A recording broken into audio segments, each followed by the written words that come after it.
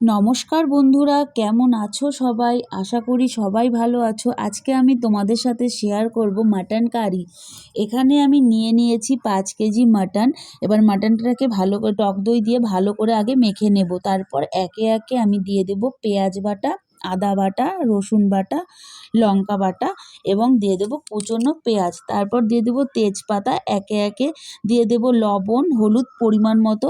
এবার দিয়ে দেব সরষার তেল। সরষার তেল দিয়ে মাটনটাকে মাখলে কিন্তু মাটনের টেস্টটা দারুণ হয় এবং খেতেও খুব ভালো হয়। এবার দেখো দিয়ে দিলাম একে একে লঙ্কার গুঁড়োটা দিয়ে দেবো আমি একটু কালারের জন্য। আগেও আমি লঙ্কা বাটা দিয়ে দিয়েছি এবং লঙ্কার গুঁড়োটা দেবো কিন্তু কালারের জন্য। এবার দেখো সব কিছু উপকরণ একসাথে দিয়ে এটাকে ভালো করে মেখে নিতে হবে। যত মাখা হবে মাংসর টেস্ট কিন্তু তত বেশি ভালো হবে।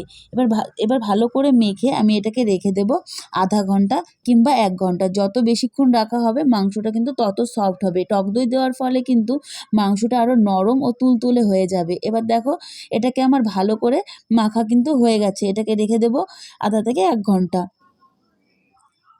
এবার আমি কড়াইয়ের মধ্যে তেজপাতা, গোটা জিরে, এলাচ দিয়ে এবং সাথে পেঁয়াজ কুচি দিয়ে ভালো করে লাল লাল করে কিন্তু আমার এগুলোকে ভেজে নিতে হবে।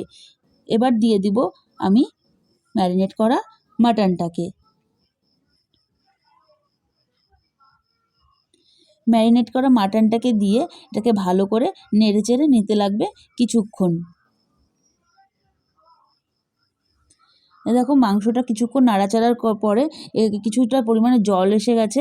এবার দিয়ে দেবো আমি একটু চিনিটা দিব আমি একটু কালারের জন্য এবং এটা এগুলো ব্যালেন্স মানে লবণটাকে ব্যালেন্স ভালো করে।